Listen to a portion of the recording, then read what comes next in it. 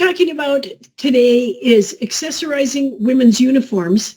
This is an update for auxiliary women and anybody else who's interested and is here. And I hope this to be a top to bottom discussion.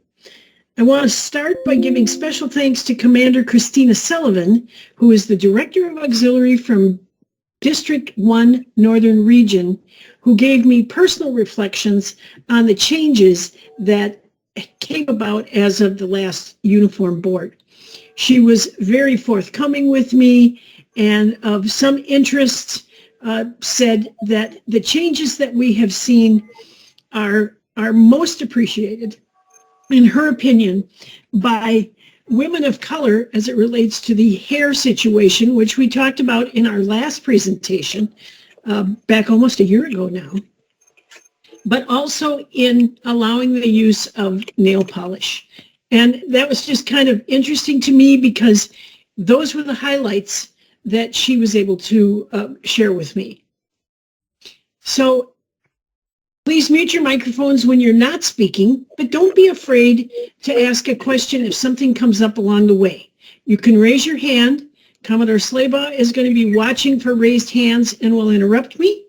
Or if we get to be too much, we can wait until the end of this little presentation and then talk about things any way you'd like. So bear with us as we move along. We have turned off your cameras because that may, we don't know for sure, that may have been the reason that my internet went kaput last time. It's never happened to me before. Hopefully it will never happen again, but thank you for your patience on that. So let's start at the top. Auxiliarists wear caps, some people call them hats. I just want to share a couple of things about the photos that you see on your screen. Auxiliarists are allowed to wear what's called a tilly hat or a boonie hat with ODUs or with a hot weather uniform. Let's talk about the hot weather uniform as an aside right now. Hot weather uniforms are authorized across the nation except if your district commander has disallowed them for wear in your district. To my knowledge, the first district, I think it's the first, does not allow a hot weather uniform, and I believe the District 17 doesn't either. But again, check with your district commander. One of the first things that happened when I became Commodore in 9th Central was at a meeting over at Grand Haven for Coast Guard Days. One of our officers in the auxiliary asked our district commander, our admiral, hey, is it okay if we wear hot weather uniforms? She said yes, and the rest is history. So that is worth looking into if you want to wear shorts when conducting missions for the auxiliary. I have a picture of the watch cap there. It's navy blue in color, only worn in cold weather. There is also a cold weather cap, which is worn with the auxiliary combination cap device. So that smaller device, and also is only worn in cold weather, which kind of goes without saying.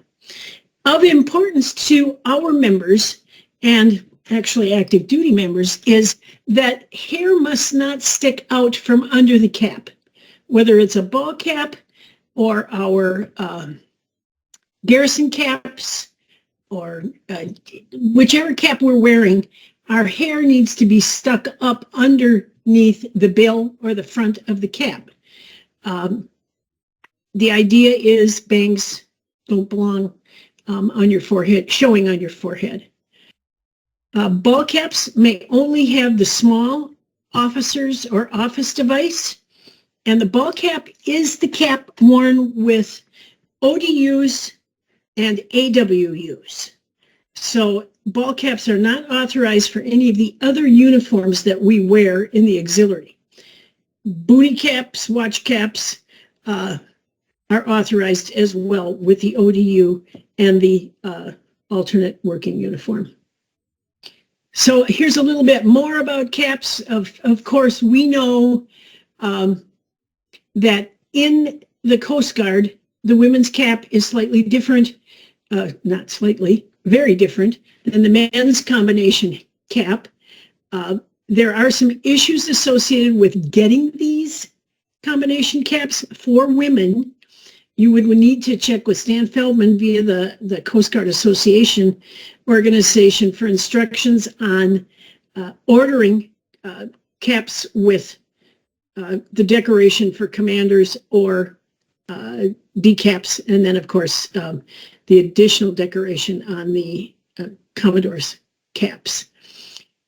Of some interest, the auxiliary is said, this is according to our very good friend Steve Miniatolo, who works in the headquarters office in Washington, D.C. The auxiliary will be included in the new Navy-style smaller combination cap pilot, which we are told is coming soon. So if you're looking at your screen, I had to use a Navy version because, of course, we don't have a Coast Guard version. The cap on the right with the gold scrambled eggs is a Navy women's combination cap. And I'm very interested in hearing from you at the end of the meeting your thoughts on this, if you'd care to share them. What we are hearing is half the women in the active duty Coast Guard think it's the best thing since sliced bread, and the other half would prefer to stay with the cap that we have now that you see on the left. So be thinking about that. Okay, a little bit more on hats from the Uniform Board number 46. Garrison hats may be worn with service dress blue unless your commander requires that it be something else. So, and the something else, of course, is the combination cap. Unit ball caps. So these are the ball caps that have United States Coast Guard Station Duluth, if you will, are allowed when authorized by the unit OIC, order issuing unit commander, and when on board the station or the cutter, not just for general wear. So any questions on hats? Kathy, let me know. Yeah, nothing in the chat. Awesome. I think the chat is closed, so you would be looking for a raised hand, I hope. Okay, moving on with accessories. Let's talk a little bit about tie tacks. The policy was clarified in the Uniform Board to authorize the wear of replicas of miniature officer devices, chief petty officer devices, enlisted or other Coast Guard insignia. Now you may ask yourself, why do I care about those other things? It's because if we have members for whom these replicas apply, they can wear them on their uniform as an auxiliarist. But you may only wear replicas that you've earned while you were in the Coast Guard. So tie bars are available at the Coast Guard Exchange. They are 3/16 of an inch wide. And these tie tacks, the one in the middle up on the screen, need to be no more than 3/4 of an inch in diameter. And this is really pretty simple because that's what's available from the Exchange and in some cases the Coast Guard auxiliary site. Sue, got a question. So the are you saying that you mentioned Coast Guard earned? So if you earned something previously in the Army in tie tack form, you would not be allowed to wear that? Well, that's the way I'm reading it. Members may only wear replicas of insignia they earned while in the Coast Guard or Coast Guard Auxiliary. So if you went to the academy, you could wear that. And we do have some members of the auxiliary who attended the academy. If you held office in the Coast Guard, you would be allowed to wear that in the form of a tie tack. Okay? All right, thank you. Okay, let's talk a little bit about ties. I don't have a picture of the common tie we have. I do, but it's later in the presentation. What I'm showing up there is what's called a four-in-hand tie. Four-in-hand ties are available from the exchange, and you must wear a tie tack or a bar. It must be clipped together so that it's not flying around. Interestingly enough, some women wear the clip-on, and some men too, for that matter, and some actually tie the tie. Don't be afraid to trying to get the tie tied. I have a backup. I have somebody who's able to tie a tie, and then when you pull it apart so that it'll go over your head, it's pretty much good for a very long time until it needs to be dry cleaned. So either one works. For formal neckwear, and I'll be showing you a picture of that. For formal neckwear, it's a little black tie that has Velcro on the ends that clip onto the shirt. So I'm thinking of, some people call it the dinner dress mess. I think that's the Navy term for it. But the evening wear, the shirt that you buy from the exchange comes with the little tie and has the opposite side of the Velcro under the collar. So you just stick it on and you're good to go. And I do have a picture of that to show you at the end.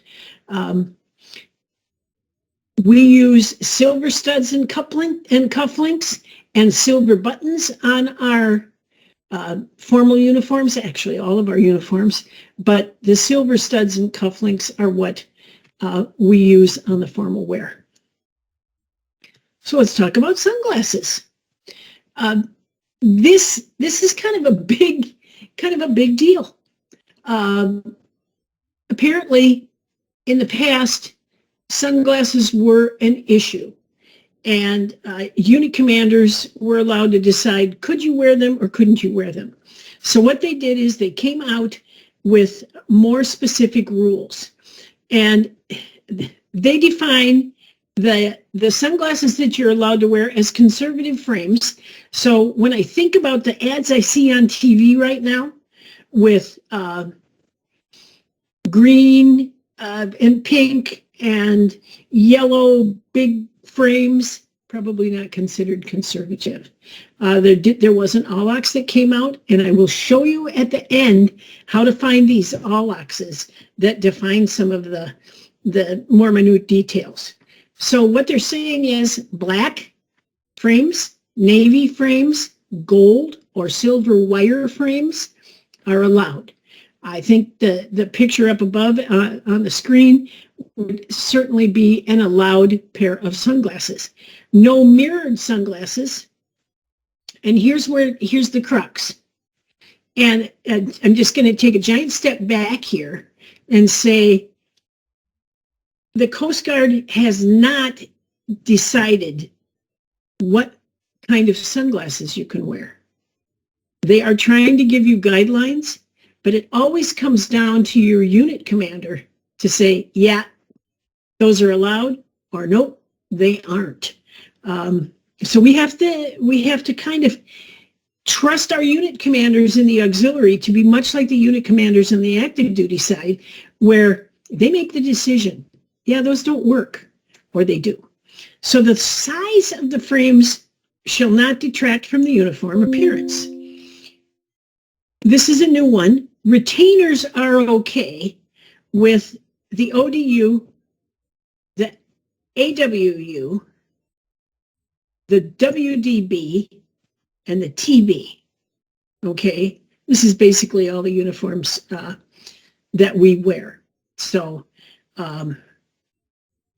pretty much you can wear retainers.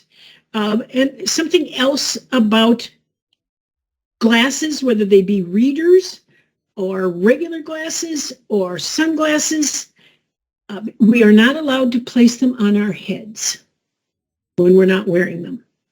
So you see a lot of people, especially with readers, pull them up. I'm doing it right now. Put them up on their head so they're available when they need them. According to the rules, that is not allowed. Sue? Yep. Sue? Are you also not allowed to have them hanging from like the top button of your shirt or off of your pocket?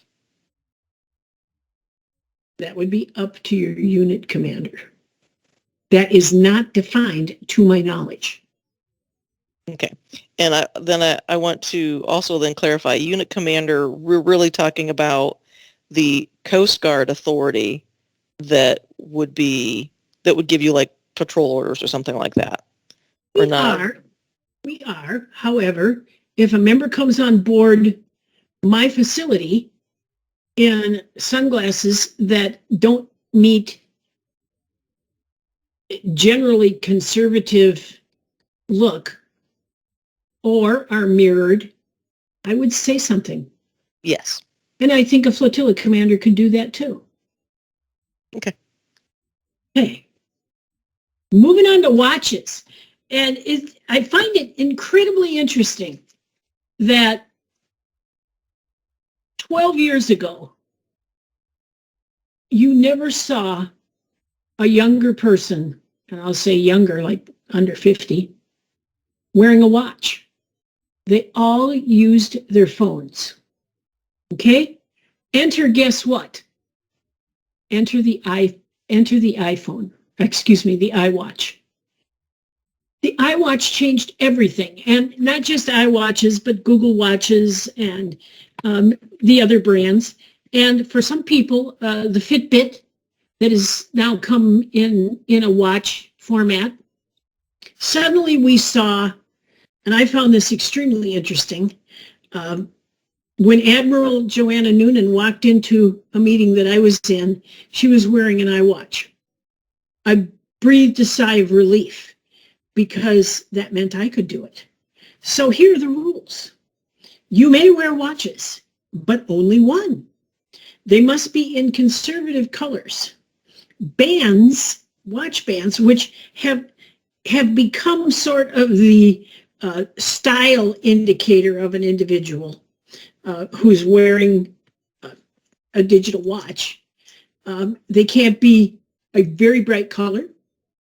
They can't be neon. They can't be white, nor may they have diamonds encrusted in them, or something, I suppose, that looks like a diamond. Notice the little smiley face. You know, I don't know a lot of people that would have a diamond encrusted watch to wear with their uniform, but I'm sure we have people who certainly do have those watches. So they are also limited, this is the band, to 1 inch, which is about, I would say that most bands for an iWatch are probably, well, 5/8, but not 3/4, so 1/2 inch to 5/8. Apple Watch types, so again, Apple Watches, Google Watches, Fitbit type watches are okay. And one of the things I think it behooves us to do as members of the auxiliary is to watch our active duty compatriots, shipmates, to see what they're doing and what they're wearing. And this kind of follows through on everything we're talking about tonight. Okay? All right. Let's talk about handbags. It used to be that you could only have a black handbag, and that's really all they said. It had to be small. It had to be, it could be with a handle or a shoulder strap, but it also had to be black in color. I can remember buying mine at one of the handbag stores at O'Hare Airport. I was so excited to see it, and it was it was also reasonably priced, which was kind of amazing. But handbags nowadays can be with or without a fold over, which was apparently not allowed before, but it must be black in color and small. Typical of the Coast Guard, a handbag can't detract from the uniform. And I think if we keep that in mind, that however we accessorize, it can't detract from the uniform, we'll be in pretty good shape. Okay, moving on to shoes and hosiery. I have some pictures up on the top that sort of demonstrate pumps, boots, Oxfords. Those probably aren't a really great picture of an Oxford, although if you're like me, I will do almost anything not to wear them all day because I don't find them particularly comfortable, but they are our choice. Now they've added a choice, and that is, I'm blanking out, not flats. We can wear flats except with the short skirts. And I think that they are opening up to that more. Hosiery in the Coast Guard is required with pumps and flats, particularly if you're wearing them with a skirt, okay? In other words, you can't be bare-legged. Socks are required if you're wearing Oxfords. Interestingly enough, with the alternative working uniform, we worked very hard to get an additional shoe style to be authorized with that uniform and to allow boat shoes off boats. This is brand new. Haven't seen this before.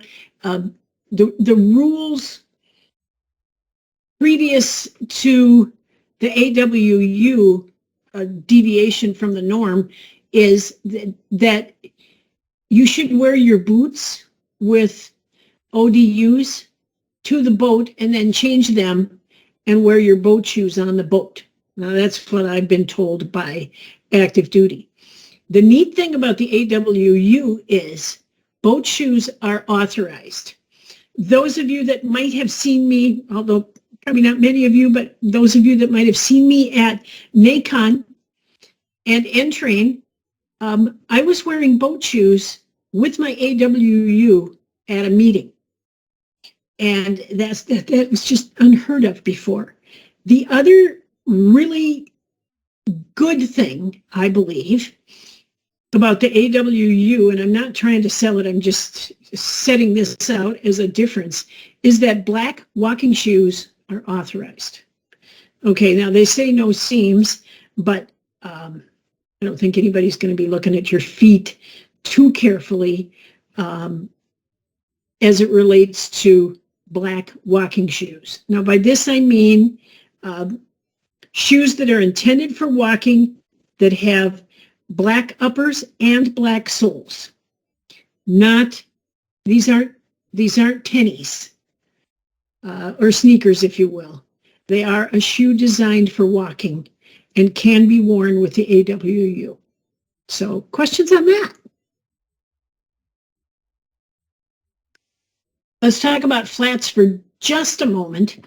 The Coast Guard does want women to wear pumps with the shorter skirts, but has really opened up on flats for slacks versus the Oxford, and for on the other end of it, the very, very formal dinner uniform. Okay, this was new in the uniform guidelines as it relates to what about those qualification devices. The biggie is we can wear two, but one is allowed to be a former service device. Only one, okay? But we can wear two, one, and that would mean one that's current, and an auxiliary device, and one that was earned through prior service. And there again, it's in the AlAux, and I'm going to show you how to see these. So let's talk about Commander Sullivan's favorite thing about the new accessory rules for women in the Coast Guard. This seems to be the option most adopted by active duty members, and that is that nail polish is authorized. Here again, there's room to make mistakes here. You have to use your best judgment because the nail polish must not distract from your uniform. In other words, if you use jungle red, that's it. I don't know if anybody will pick up on where jungle red came from, but if you've seen the movie The Women, it's all about jungle red, which is a very bright red nail polish. So jungle red would distract from the uniform because if an officer or an enlisted person brings their hands up, what are you looking at? You're looking at this, you're looking at their nail polish.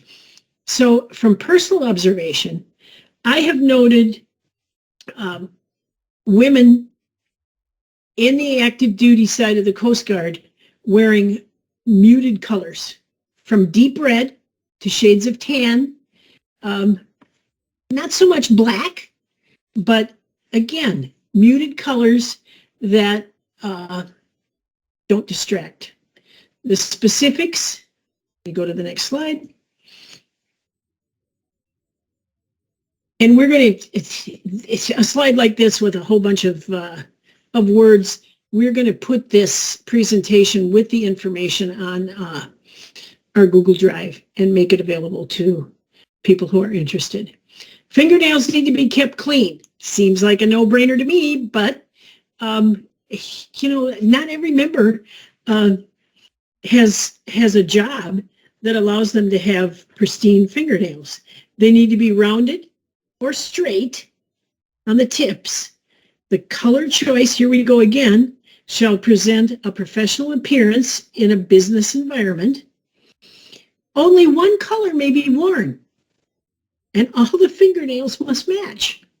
This means you can't have a red, a green, a yellow, and a brown on one hand, or even on two. If what you have, what you decide is your color has to be the same on all 10 fingers. The wearing of fluorescent or multicolored polishes or nails is not authorized. Fingernails shall not extend more than 1/4 of an inch beyond the fingertip, which isn't a lot, but if you figure 1/4 of an inch, it seems like plenty. Ornate decorations like gems or ornamentation of the finger polish, such as painted pictures or designs, are not authorized. Think of the person that you saw with American flags on their fingers, on their fingernails for 4th of July. That would not be authorized. Okay, French nails are authorized with white tip only, and the tip shall be no wider than 1/4 of an inch and must present a clean, natural look. So while they're moving in the right direction, I think we may have members who feel this is really conservative, but this is what they're doing. Keep in mind, active duty OICs are the ones who are monitoring this among their members. Okay, the last time we were together on uniforms, I spent a lot of time on hair and showed you quite a few pictures. So this is just a reminder that unadorned scrunchies are okay. They can be covered with cloth, but they can't be adorned, and they should either match the member's hair color or be black, navy, or brown. There is a 1-inch width limitation, which isn't, it's the width of the material that goes around the ponytail or the bun. No neon hair coloring is allowed, although members may color their hair, and I don't think this is anything new. Of some interest, however, is that hair must be balanced, neat, and professional. And you may ask, well, what does that mean? That means that these hairstyles that we're seeing where it's shaved on one side and long on the other, or shaved up halfway on one side and not on the other, that's not okay. It must be balanced, it must have a neat appearance, and it must be professional. One of the things we saw a lot of at NACON and N-Train were ponytails. And I have a graphic to show you when we're done that really shows you what these ponytails can look like. And it was really kind of fun to see. I thought it was just very refreshing to see women wearing their hair the way they wanted to when we were at these professional meetings. So here are a couple pictures taken by Sherry Kisver of our WLI team, and it demonstrates a little bit that you can wear hair claws, ponytails, if they are not a safety hazard. You're not going to get your head pulled into some piece of machinery. Bun size has been increased to a maximum of 4 inches, oops, there's a typo, from the scalp, and a width no greater than the width of the member's head. So this is a vast increase in the size of what has been allowed in the past. The bun may touch the collar, but shall not fall below the bottom edge of the collar. The hair bulk of a bun has been increased to 3.5 inches as measured perpendicular from the scalp. Okay, hopefully as you look at the pictures above, perpendicular to the scalp means, I guess, if you were going to put a ruler on the member's head and measure out, you get 3.5 inches. Here is the graphic that shows what these ponytails can look like, what braids can look like. It's much longer than we have ever had before, simply because the rules were always your hair may touch the collar but may not fall below the collar. So this is a big step for the Coast Guard. Braids, cornrows, locks, and twists are all authorized. There are limitations to the diameter of the braids, cornrows, locks, and twists. It used to be 1/4 inch. It went up to 1/2 inch with no more than 1/4 inch between the rows.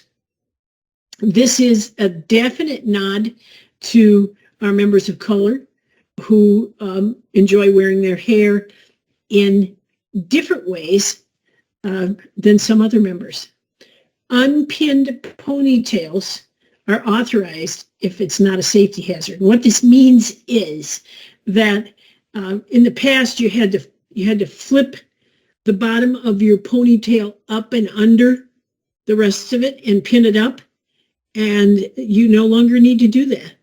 And it really is surprising for me to be in the presence of active duty officers who are wearing ponytails that are not pinned. So it's kind of new. And I have a link here. I don't link to it, but if you come back to this presentation, you'll be able to get to it. Okay, here's a word about wearing your dinner dress uniform. Now notice, and I'll just use my cursor. There's the little tie, and this is the one that has Velcro, comes with the shirt. So it's kind of a buy the shirt, get the tie sort of a thing. Also in this picture, this member is wearing flats. I think the Admiral is probably wearing pumps, but either one is applicable. There are specific rules to where this uniform that you see in the picture can be worn. You may not, I guess it goes without saying, but you may not wear it to the captain's dinner on a cruise.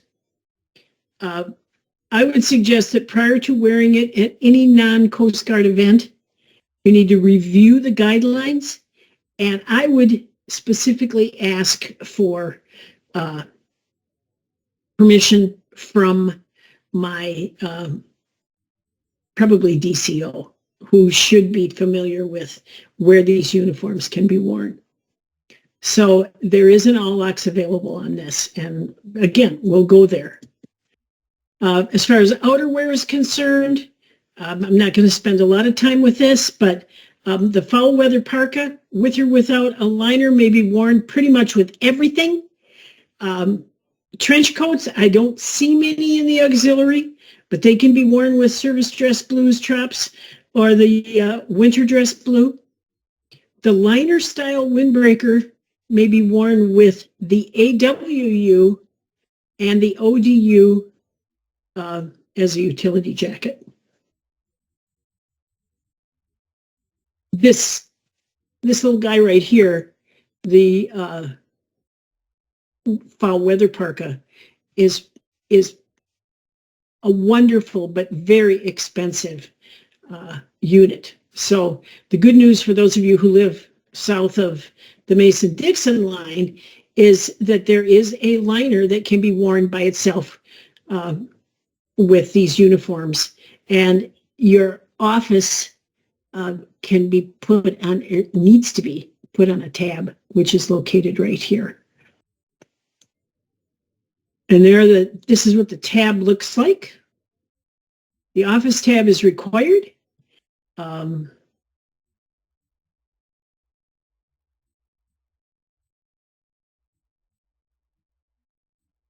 windbreaker, this is, some people call it the Eisenhower. Notice that the members in this picture are wearing a garrison cap with the auxiliary device here. Whoops, sorry. They have to be zipped up at least 2/3 and can be worn with trops. This is typically where we see them being worn. Okay.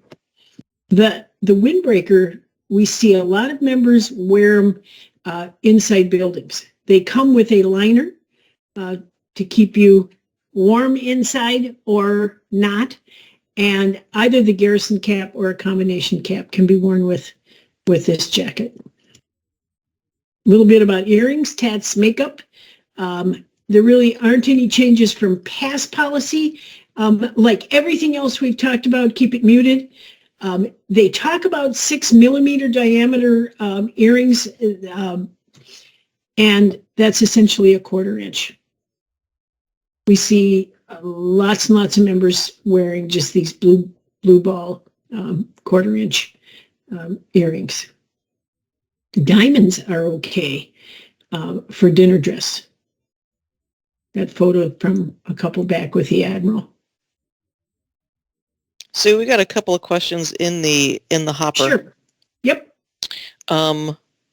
One was, I think one might have been a mishearing or misunderstanding about the ball cap being allowed with the ODU. I think that is that, yes, the ball cap is the primary hat for the ODU, whether or not it is unit-specific hat or if it's the generic U.S. Coast Guard auxiliary hat. That is correct. The ball cap can be worn with two uniforms, Kathy. One is the ODU, the other is the alternative working uniform. Oh, yes. I have to get that in my parlance. Yes. So I would just throw that in. Yes. Second question is about glasses. Do we have to get prescription sunglasses and regular glasses in conservative colors too? Yeah. I would say if you're going to wear them with uniforms. If you're going to wear your glasses with uniforms, the answer would be yes. It brings to mind a member who joins us on my facility has a really pretty pair of rhinestone sunglasses, and I've asked her not to wear them, to wear something else, simply because it doesn't fit with the guidelines and it's distracting. I think we have to go back to the idea that our accessories must not distract a person we meet from the uniform we wear. Is that fair? Oh, I think, yes, I get what you're saying on that. And I think the crux of it was that these are the prescription items, so that in effect, if you have a flashy set of glasses or sunglasses that are prescription, you would get yourself a very inexpensive base, black set for auxiliary stuff. Maybe.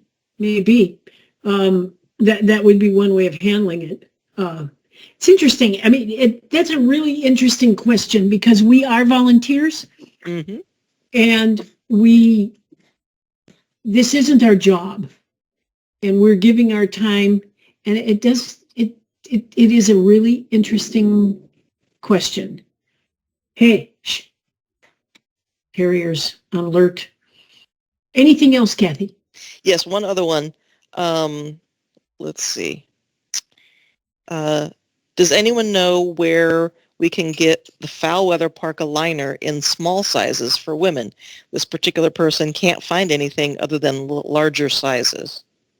I would suggest, and I don't know how this actually works if you're not there, but the best place to get smaller sizes is the academy. I would say also Cape May Lucky Bag, and Cape May would have smaller sizes. Yeah, they could too. Of course, both of those are on the East Coast. Right. The other thing that I might suggest is for them to look up the Uniform Distribution Center and call their 800 number and talk to somebody at the UDC. That it may not necessarily be something that is advertised on Shop CGX. That's a great idea. Perhaps the UDC would be able to give some, give some assistance with that. Let's see. Two more comments from chat. Okay. Did I hear correctly that liner style windbreaker may be worn with the ODU? Yes. And then final comment is all prescription glasses are expensive, especially for older members with complicated prescriptions. As a bifocal wearer myself, I kind of agree, but what I would suggest, and I kind of have I'm answering this question for you, Sue. Thank you. That you can get very inexpensive prescription glasses online. You just need to have the details from your script, and like you could get a set of like single lens glasses for like $20. So bifocals, I think maybe at around $40, $50. What? Yeah. I mean, I've never heard of this. Yeah, yeah. You just Google on prescription glasses online, and now you can't like go to the store and try them on, but you have to measure between your eyeballs. So it's it's a smidge complicated, but not impossible to Interesting. yeah, yeah, absolutely. And I had LASIK, so I wouldn't have to do this. Oh, no, no, that's okay. Okay. Any other questions before we go on? I have a question. Yes.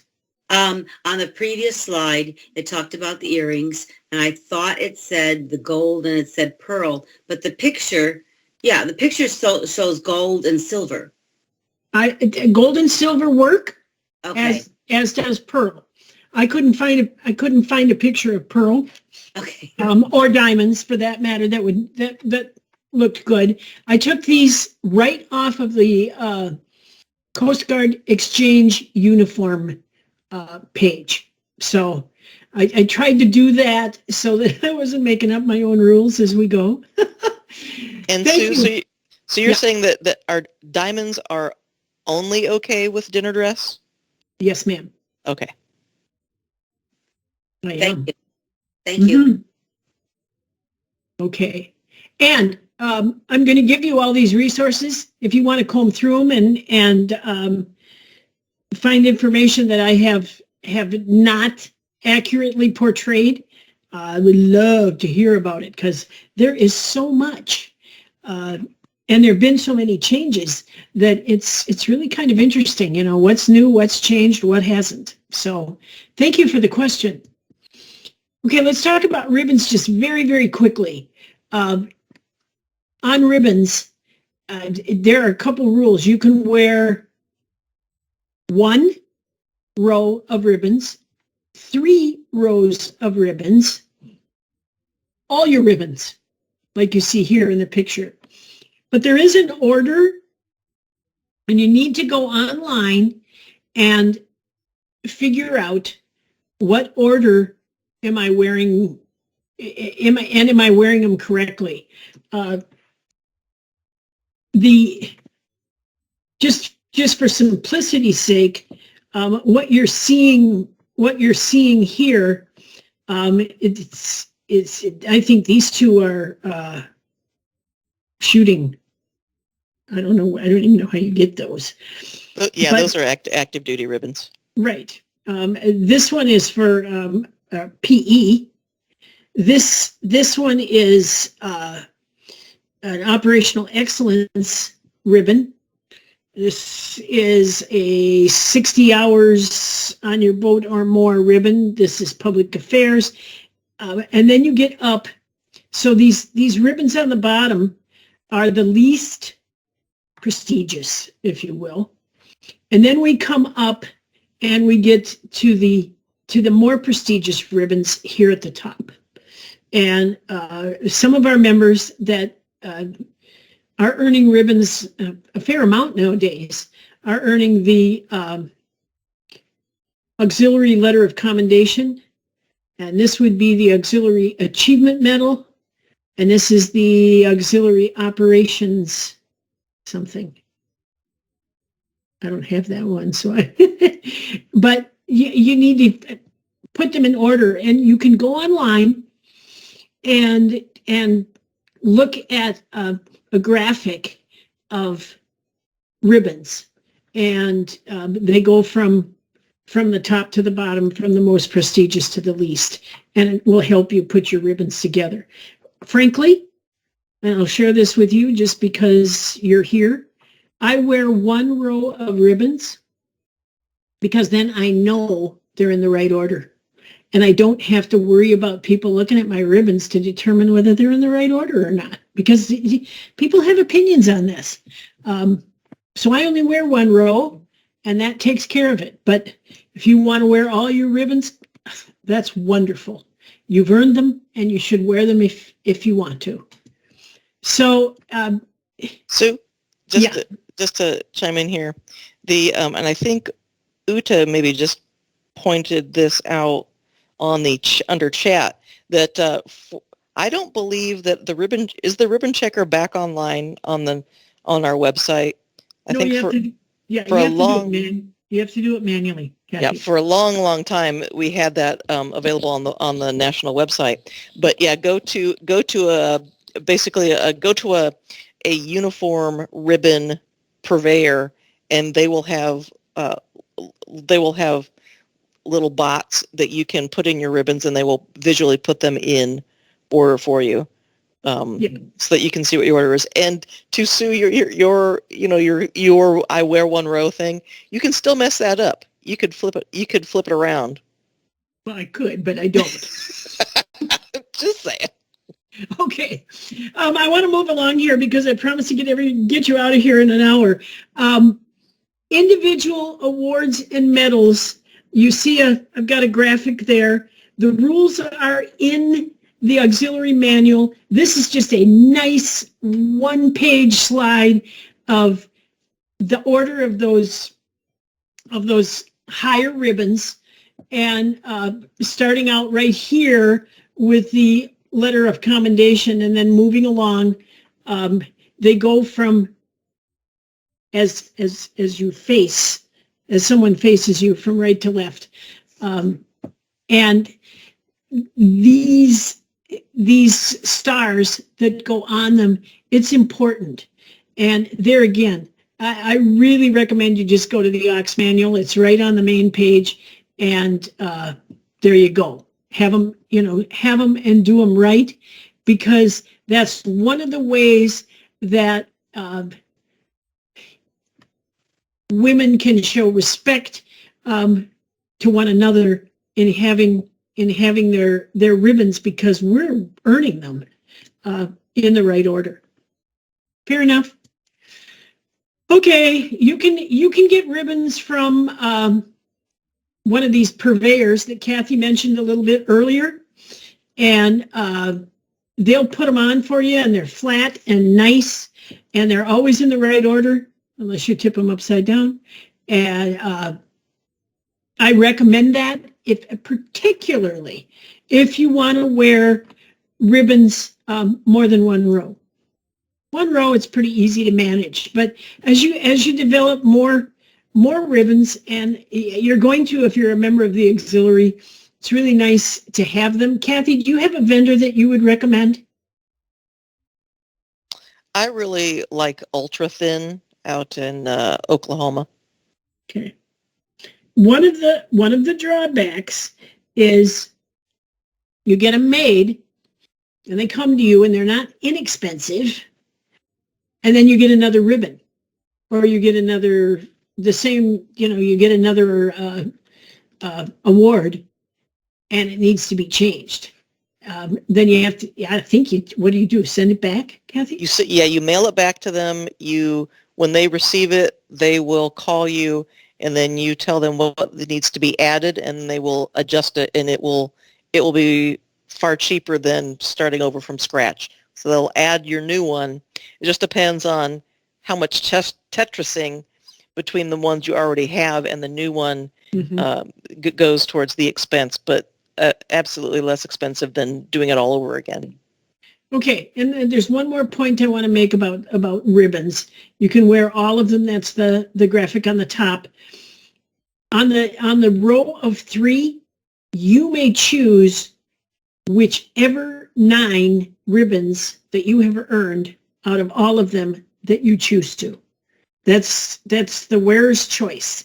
So you can select whichever 9 you want to use on your uniform. Okay? I want to draw your attention to the auxiliary website. We have a really nice, developed by our HR department, auxiliary uniform presentations. And if we'd had time, we could go there, but we don't. So I'm just using this slide that shows you this is the page you're looking for if you want to know more about uniforms. And I also have the link to it. But the way you get there is to go to the cgaux.org site, Directorates, click on Human Resources, and then click on uniforms. And it's a really nice site. It talks about all the different uniforms. The procurement link that the arrow is pointing to gives you the sources for uniforms. Much of the information we've talked about is also available in this one form or another, mostly PowerPoint presentations on this website. So we have questions, and I did put, this is a gentleman, but a gentleman and I were talking about it earlier this evening about the gig line, and that's one of the places that we mess up, but it's also one of the reasons I think a lot of women wear the overblouse, which is unique to the women of the auxiliary. So, Sue, we have a hand up. Carolina? Yeah. Hi. Yes, hi, good evening, Commodore, and everyone. I have a quick question, and I've always have like this problem about the devices. I have a few devices, and then so many times I got which one I have to put in where position, and like for example, I have like the national, I have the AlAux, I have the academy, and then I'm going to have now the recruiters. So like, I know once it goes like up and down, but then like where I'm going to put like the other ones. So that's how I get confused. And I don't know if other people have more devices as a women and to wear it, because I know the men's can wear on the left side under the ribbons. So if you can help me with that. I think what we would need to do, Carolina, is see the list, and I'll get that information for you. So if you want to send me that information, okay, I'll get that help for you. Thank you. I appreciate it. Sue, I have some information on that. The trick is that there's only a maximum number of devices you can have on the pockets, and like what Carolina was talking about, if you have an AlAux and a past officer device, a national staff device, an AIM Academy Admissions Partner badge, or a recruiting office badge, that you can't wear all of them. That there is a max that you can wear, and that's it's unfortunate, but you are going to have to sometimes get into a spot where you have to choose. And it sounds like Carolina has done a lot, is very active, and is that you can't wear all of them. Okay. Well, if you Carolina, if you want to send to me, we can maybe work out what that might look like. I want to go through, these are the resources that I used. I also want to show you how I got them. So very quickly, I'm going to close my PowerPoint, and bring over this screen and kind of show you some resources. I really like this one. This is the Commandant's Instruction on Uniforms. It's the most recent thing I've been able to find, going back to 2020. It references pretty much everything about uniforms. If I can get down here. It's got a very, very nice table of contents, and it's all here. Everything from tattoos, and we must have gone past that slide. I don't understand. Okay. Tattoos, body alterations, religious accommodations, all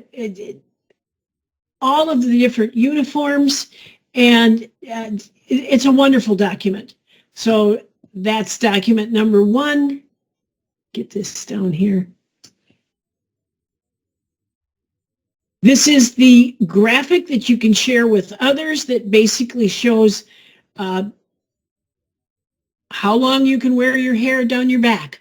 I think this is just a wonderful resource for members of our auxiliary and, of course, the active duty. Here is the information on tattoos.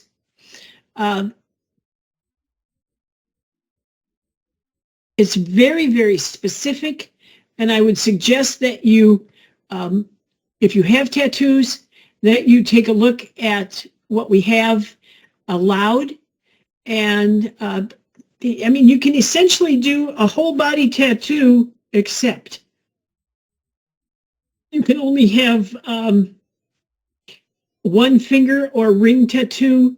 You can't have tattoos above your chest, basically, above your collar. They can't show. It's pretty straightforward. So we're having a request to, could you go to the websites that you are showing? Could you copy and paste those web links into the chat so that people can grab them off of chat? There was a request. I can try. I have a whole page of them. I have a page that has them. Okay. I just wanted to show you here. This is the main page. If you go to the Directorates and go to Human Resources, that's how we got to that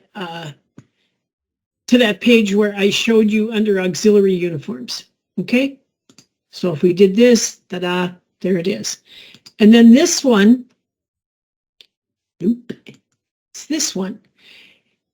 I referred to a bunch of AlAuxes in the presentation, and I wanted to show you how you find them, because lots of people don't know this.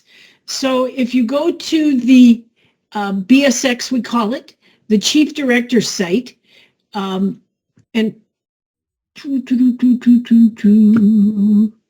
come to Chief Director's AlAuxes right here, it shows them. We had one like back in 2018. If you can just go through and find what you're looking for by number, which I think is kind of cool. I wanted to look at this, Kathy. Here is a ribbon checker. Does it work? Should we try it? Does it have auxiliary items, though? Oh, it does. Yeah. Okay. Let's just. Well, that's awesome. I'm super glad to see that that's back up and running. I'm just going to throw a couple things in here and see if it works. Yeehaw! Okay, display. Ta-da! That's Very off of nice. the Chief That's off of the Chief Director's office Let me go back website. to it. Yep, let me go back to it. Aren't we smart today? This is the Chief Director's page, and the ribbon checker is one from the bottom. Nice. Very nice. Okay, so there's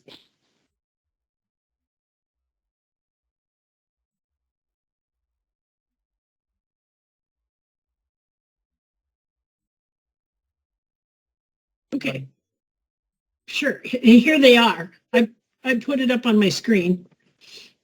These are all the links that I just showed you. And then I wanted to show you one more resource. If you have a Commodore that saved this magazine, it's really nice. It's the Reservist magazine from 2019. I referred to it earlier. It's every uniform is shown with the details. What can you wear? What do they look like? This isn't necessarily about accessorizing, but these are out there. It's Reservist volume. Oh boy, it's in Roman numerals. I'm not that good, but it's called the Uniform Issue of 2019. I took a bunch of pictures, and I'm not sure that I'm going to be able to show them all to you. But this is an example of the kind of information that you get. What is expected on the active duty side, which is always okay for us, I think. One item I might talk about is, just before we go, are the black Oxford shoes. Some people like to wear what I call patent leather, and some like to wear the regular leather polished. That is entirely up to the member. I have been told that the patent leather are less comfortable, but of course they don't have to be polished either. So, okay. All right. So there was one, I think, an interesting comment in chat about under tattoos, native tattoos. Okay. It just says, what about native tattoos? I would say that I would always go back to the commanding officer. I am unfamiliar with native tattoos and how they would be different from non-native tattoos. And do we want to, how do they express that they would be on the hands or above the collar? Yeah, they're like facial tattoos. Okay. My sense is that is a no, but I will find out. Yes, and I think that there would be they could get perhaps like an exemption for it. Well, I'll find out. Yeah. And do we need to? Did you get a name? Yeah. Okay, great. That's a great question that I fully admit not knowing the answer to, which is one of the reasons I said at the very beginning, I'll take questions because I know there's going to be things that we don't know. So here I've got a couple. Here's the cover of that magazine. And that magazine, you can get that in digital form. You can, if you Google the Reservist magazine, go to the Reservist magazine website, they'll have back issues. And awesome. You can get the one into you it want that way. Is the uniform issue of 2019 is the most recent. Here's the operational dress uniform. Then of course, keeping in mind those changes that have happened since 2019 well, of are course. the little details. Yeah, and those are the details we talked about tonight, but here's the untucked. And notice on the untucked, we talked about this last time, that the ribbon and the name tag are slightly above halfway between the first and second button. That's always a question. And about equally far apart from the it's not the seam, it's from the button line. From the button line, right. Here's the maternity. I just took a few scans, and here's the one that I've already showed you. So, yeah. Did you want me to try and copy this and put it in the chat? I don't know. Really not sure how to do it. If you do it as one big chat thing, that would work. Just copy and paste it. All right. Then we can tap dance a little bit longer while people snag it. There it is. And you're going to have to snag it in pieces. Otherwise, I don't think you'll get it all. Probably not. But it's not come through in my chat. Huh, that's interesting. It's on mine. Smarty pants. I know. What can I say? Yeah. And I'm only getting it on the very bottom, so it's hard to see. But Julie, I'll send it to you. How's the dog? Good.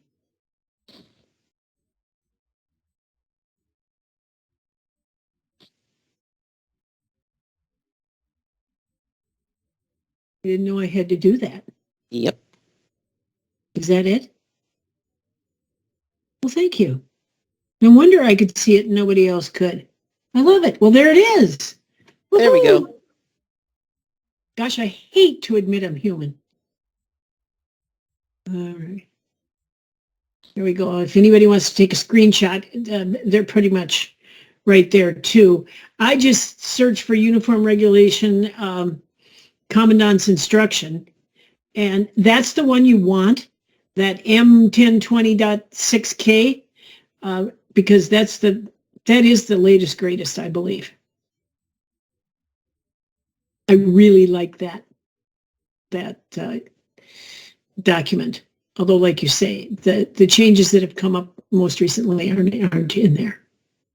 Yeah, but I completely agree with you, Sue, that it's one of the things that I tell auxiliaries all the time is that really the auxiliary manual and the things you see about auxiliary uniforms are the exceptions to this policy. But anything that auxiliary specific material doesn't address, our go-to, our baseline is the Uniform Regulations Manual of the Coast Guard. And there's good reason for that. We represent in many cases, especially, for example, over here in central Minnesota, I represent the Coast Guard, and Tom represents the Coast Guard because there aren't any active duty coasties over here. We are the face of the service in this neck of the woods, as they say. Okay, well, I went 12 minutes over. I apologize. If anybody has any other comments or wants to send me anything directly, it's Susan.Thurlow. So feel free. Thank you so much for being here, and have a great evening. Nice job, Sue. Thank you. Of course. Okay, I'm going to end the meeting if nobody objects. Okay, have a great night. Bye-bye.